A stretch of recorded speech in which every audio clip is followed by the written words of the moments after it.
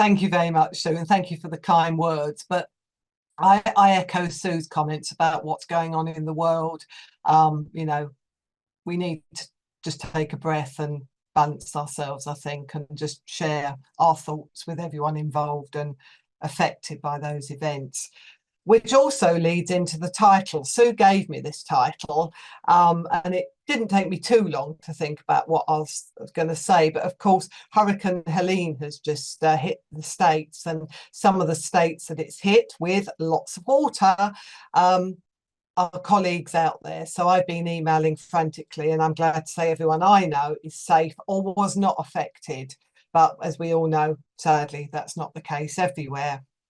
So why a bigger splash? Well, Sue's already sort of mentioned it about the new pool study, which I will only highlight briefly because it is a huge project and it deserves everybody's opportunity to read it, whether it's a summary and or more. So how do you start something like this as a presentation? Well, I thought, well, where's the big splash?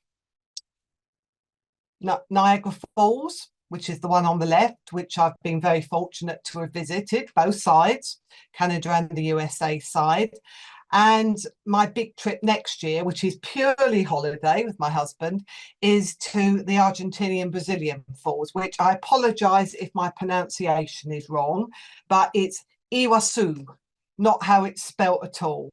And as you can see by the other photograph, it is huge. Apparently it outshines Niagara and Victoria Falls. Haven't been to Victoria yet. I always add the word yet to everything. So I thought it was a good introduction just to show, yes, this is our bigger splash. So my big splash is next March when I go there. So let's hope the slides now behave. Yes. So I thought, again, a little bit of background, because sometimes people think water birth, and it might be in your unit or your country or you personally, a very new style of care. But it's not new, as you can see. This was my first ever water birth, 1988. And yes, the typing is right. It was 1988. And that was where I was working at the time as what we would now call a labour ward coordinator. But in those days, we used to call us a number one, which always made me laugh. I have no idea why we were called that. But anyway, labour ward leader. And there was no pools available. There was very little information. I'll show you what we had when we started. And this is Dawn, who you can guess by the age. Her daughter, Chantel, is now a very young woman. And that's just to show what we had to do in those very early days. So there wasn't, well, there was a big splash because there was lots of technical things we had to sort out. But that bottom photograph is Maidstone Hospital now, which is now Pembury, Maidstone, Tunbridge Wells. They've changed trusts. So things have moved on phenomenally, and that's why it is important. And it is in one of the things I will tentatively mention, which is the CQC report. And one of the things in there is about equipment and facilities. And you know, to still see and hear about colleagues working with water births in really poor conditions, pools that are not fit for purpose, rooms that are not, equipment that's not. In this day and age, I find really sad. So please, please read the CQC. You can read the summary. I have read the whole report, but this is just the summary. It's not that long. So Maidstone, as many units around the UK and beyond, have moved on beautifully. They have literally made a big splash, and the pool companies have been incredibly helpful to that. So again, just a bit of the history, because when we started, there really was no research. All we could find at those days, and you have to remember things like the internet, emails, they were all in their very early stages. So we managed to find and get to speak to Michel Audon. 1983, he published that first report on 100 water births. And that sort of set the precedent by the time we started being asked 3 years later about the use of water. But as you saw, we didn't even have a pool where I used to work. So we had to well, the husband built us one. And then, of course, what's now happened is we've had the Pulse study come out, and it's been waited for a long time. A lot changed during COVID for the actual authors because of different work commitments, as many of us did. But it's a big study. Over 73,000 women were actually included in the study. And yes, again, as Sue said, we've put it on the references. So if you haven't read it, then please do, because it is so vital. Where I was working when this study was first looking for participants, the unit where I worked, I nudged them to ask them to be involved because it was a district general hospital. We didn't just want big teaching hospitals. We wanted a whole mixture of different birth environments. And so, yes, I'm very pleased that they did join in, and I will give them credit, and that was Dartford in Kent. So well done to Dartford if anyone's listening from them. So they obviously have got the results like the rest of us now. I did just put in to remind us that there has been an awful lot of research pre the Pulse study. Some were quite big studies, some were very small. And if you ever listen to me speak, I always, at the last slide normally, one of the last ones is about some of the research. And I've just picked out a few international ones that I've sent to Sue for the references. And again, different countries, some big ones, some small ones, but they all have value. And my big plea to everyone is please don't undervalue your statistics, because they're important. And particularly if it's an environment or a country that wouldn't normally be seen as somewhere that would publish data. And we have people around the world who can help with that. So you're not alone. That's a song, isn't it? You are not alone. So yeah, primary research, over 195,000 women in those studies. And that's excluding any meta-analyses that have been put together. And there are hundreds of those as well. So if you have colleagues saying there is no research, they're not looking for it.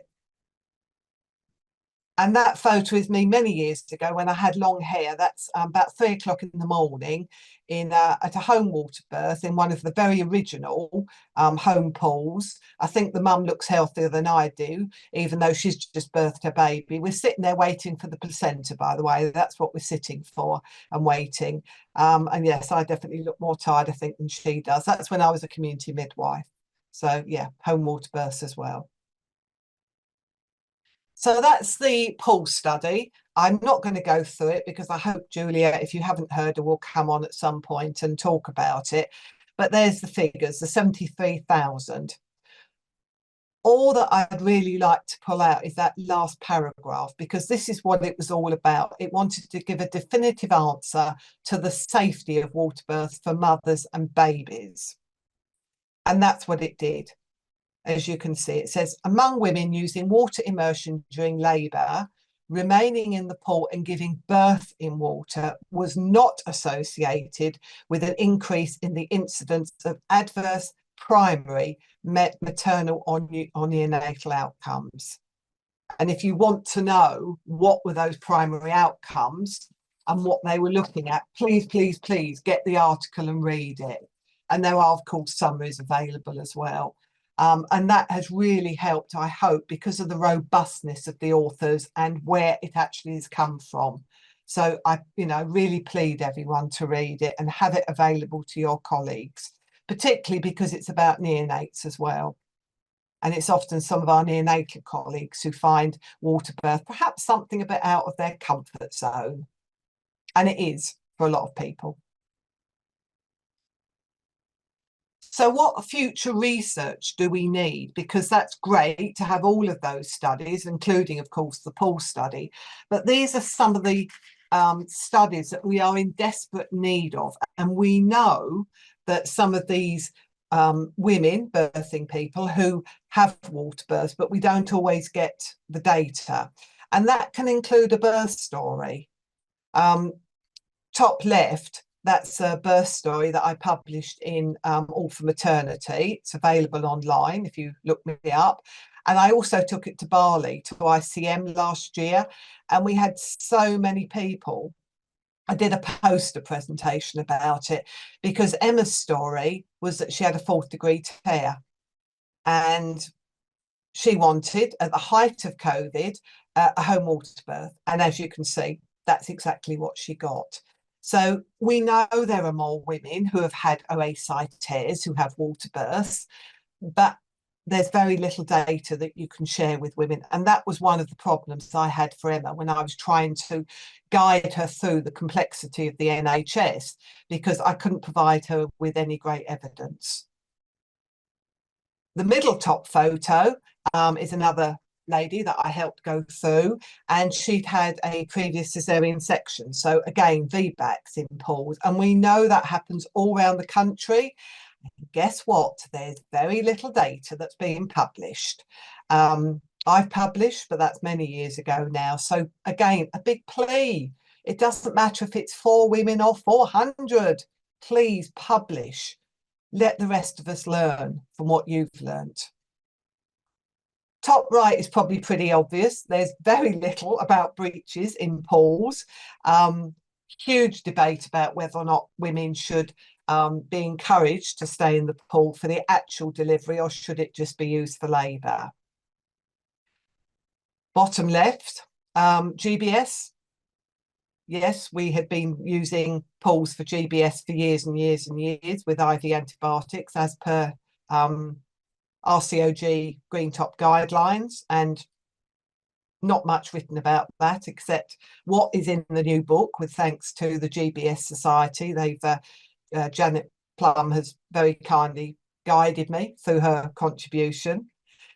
Multiple births, almost nothing written about water births and twins, and yet we know they happen. And the final one is pregnancy plus. I know a lot of people are getting away from using the word, which is, of course, high BMI. So pregnancy plus, thanks to Sarah Wickham for getting that into my mindset. And that was another mum who very kindly I helped through with her complexity of challenging the NHS. And of course, that does come up in the CQC report. So again, if you haven't read it, it's worth doing. And I do that free for any colleague, mum, birthing person who wants information. Just email me and I'll help where I can.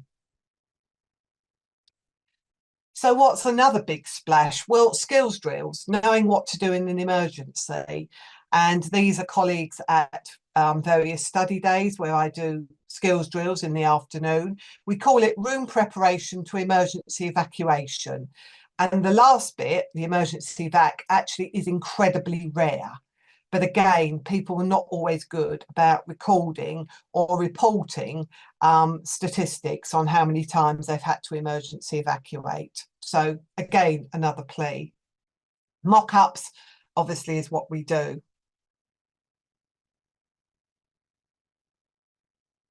But what has helped us in the last couple of years, I did this leaflet with one of the pool companies who use me as one of their expert resources.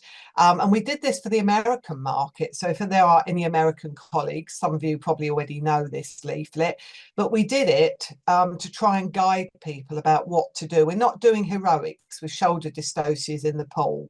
If you're concerned, the simple thing is, if in doubt, get her out. That's it.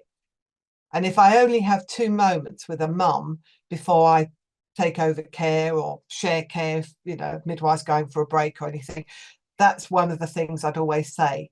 If I ask you to stand, I mean it now. We haven't got time for a 15-minute conversation. And that's how I teach it. But the leaflet is there. Anyone interested, contact me. And I'm sure I can get the company to send some. The other big splash has been about how we estimate blood loss. We always used to just use wine as a marker. And we always used to say, you know, the white or the Zinfandels, you're probably okay. Start to get a little bit concerned about the blood loss if you've got a really good sangria because of the the bits in it, but we're talking about a proper sangria, a Spanish one, you know, half an apple or half an orange in it, i.e. blood clot. Sorry if anyone's eating. So that was sort of a marker of maybe everything isn't quite right. And then we get to the darker, you know, the Riocas, the dark reds, that really is a warning. And the clarets, definitely. If you get that dark, you've probably got an issue. But what was the big splash?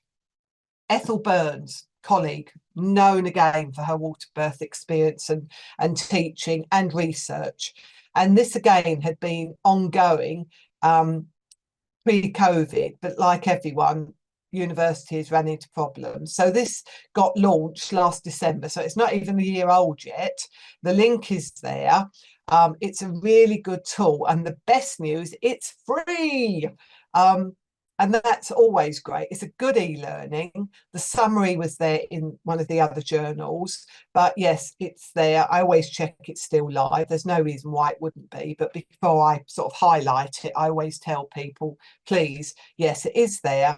And it's a very, very, very good e-learning, an absolute must to help us estimate blood loss in pools.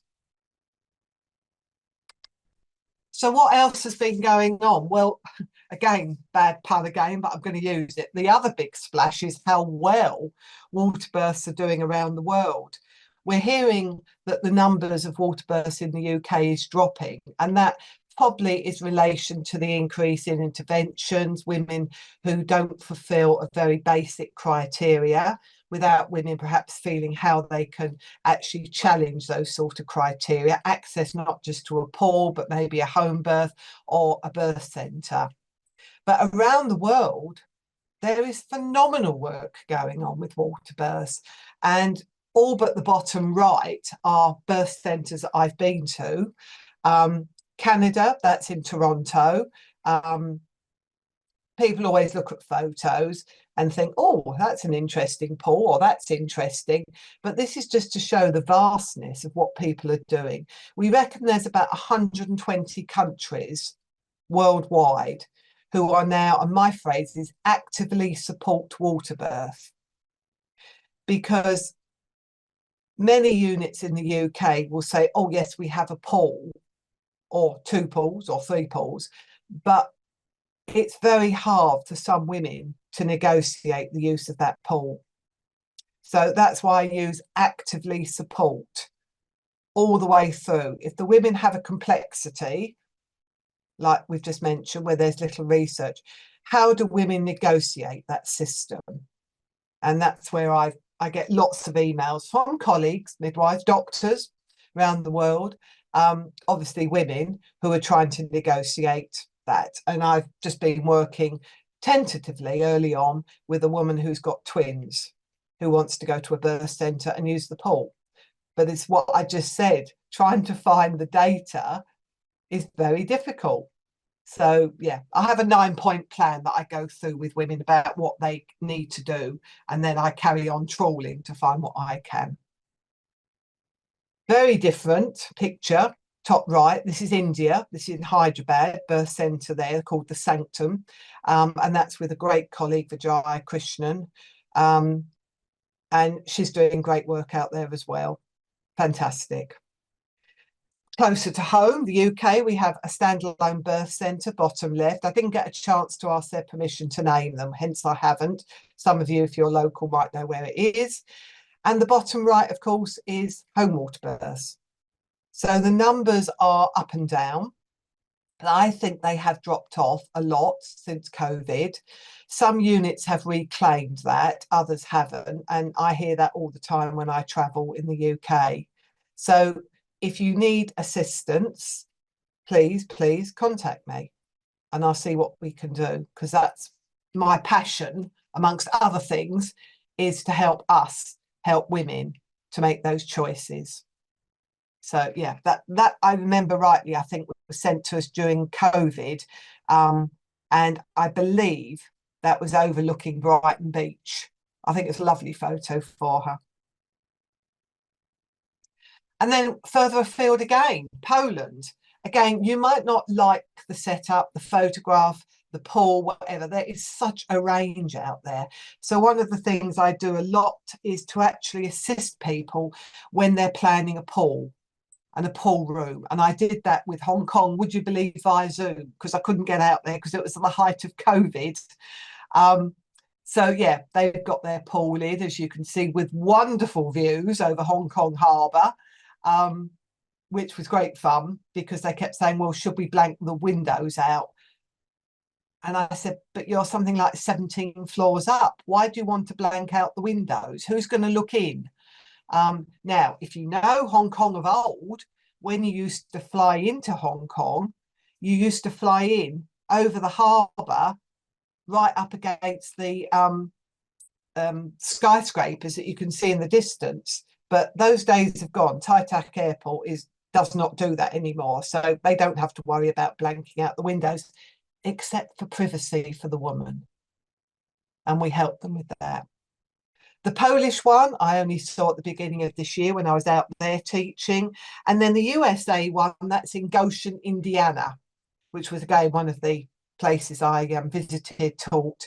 And then they had their first ever water birth with me about 4 o'clock in the morning. As we know, many women go into spontaneous labour in the middle of the night, as did Dana.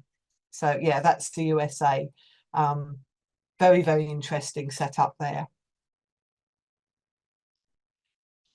But there's more, because it is that issue. It's going worldwide with a huge splash all around the world. I'm not going to go through all the colleagues, those who know any of them. You know, this is from all over the world. We've got Bali, we've got Spain, Germany, Belgium, Ireland.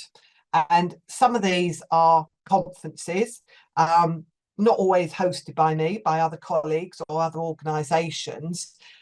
Top left I will mention, because that's Bali, and it's the birth centre in Bali, Bahat. And look at the smiley faces. You know, when we're all together, that's what we do. And I have purposely put a few obstetricians in because there are some wonderful colleagues. Top right is Hakan Koka, who's from Turkey, doing great stuff in Turkey with water births. So we all get very happy when we're together because we're all that solidity. So we don't get a splash because we're all together, but we do get together. Oh, bottom right, I forgot to say, I do other people's conferences as well. I think that was the Student Midwives Conference at Surrey University. So well done to them. And I just go along and take photos and tell them all about water births. So please, Sue did mention, of course, we're on Zoom today. Don't forget Zoom. Not everybody can get me to come to them, and I can't always get to them. These are just 3 that are already done this year, big ones, and a 4th one that will be done in November. So Astrika Foundation, India again, they're in Bangalore. Again, we're back to, you know, other countries, absolutely rocking and rolling. Guernsey, if you don't recognise the next logo, that was an update for them for some of their new staff. The Doctors Hospital, that's the Cayman Islands. We're back to the Caribbean. And the bottom one, which is going to be in Brazil, that's been pre-recorded for them. Again, partly time difference and partly, I guess, just to make sure the technology works. So I've pre-recorded it and it's gone out now to them to put their subtitles on, which is going to be fun. Because I do try not to talk too fast, but I can't guarantee that with them. So there is a lot going on out there with Zoom. And sometimes I just accept that's, you know, the only way I can get the information to them. I'd always love to go and visit, but I'm also realistic about finances. You know, not everywhere has the money to get me there. Zoom helps, but it's not. When you're trying to do practical on Zoom, it's very difficult. Very difficult. I do my best, but it's not easy. So where's the future going for me? Where's my big splashes for the next year or so? Well, Sue kindly mentioned my new book is due out next year. I'm pushing away at it, but everything else seems to come in quicker. And I think, I've got to get going. So I'm up to chapter 4 now, nearly completed. There are 11 chapters, so there's still quite a lot to go. if anyone wants to write for me, I can certainly send them the contributors letter so you can see what snippets I need, and then they get slotted into relevant chapters. So that is still ongoing. My colleague there, I can't remember if they were alcoholic drinks. We were in barley. That's Annette Briley, Professor Annette Briley from Flinders University in Adelaide. And the reason Annette's there, not only is she going to write something for the book about research and the importance of it, but she's just redesigned my audit form. So with her permission, because it's been an awful lot of work Annette's done for me, that's available if people want to see what data from a researcher's perspective would really help with building up the evidence. And she was on the pool study. She was actually one of their researchers on that pool study. And it will, of course, go in the new book as well. So great thanks to Annette for doing that. I've also hopefully got a artist from Poland who I met when I was out there, who's done that amazing picture. And we're in negotiations at the moment about whether or not I or she wants it slightly changed for the front cover of the new book. So as Sue said, it will be very, very different to the other books, not just the cover, but the content. But that's probably about right. The last edition came out in 2017, and there has been so much since then. So yes, it's going to have a very different feel. Some of the chapters will be the same, you know, clinical care on the whole has not really changed a lot, but the research has research on the qualitative, particularly from women, birth people, and some from professionals, and also the quantitative data, of which the poll study is one of many. So yeah, watch this space for that, hopefully designed to be the cover of the new book. I just thought it was beautiful when I saw it in Poland. And hopefully, fingers crossed, the final thing is I've just written an article for All for Maternity, which won't go in until next year. It's only just gone to them for their first review. But hopefully, as I was asked to write it, it wasn't just something I submitted. They may tweak it, and that's fine. I'm used to that. But it's a very practical, I suppose, article that I hope colleagues will find useful. And that's me. So there are lots of splashes going on in lots of different directions. That's my email. Oh, the website, I forgot to say, is also being updated.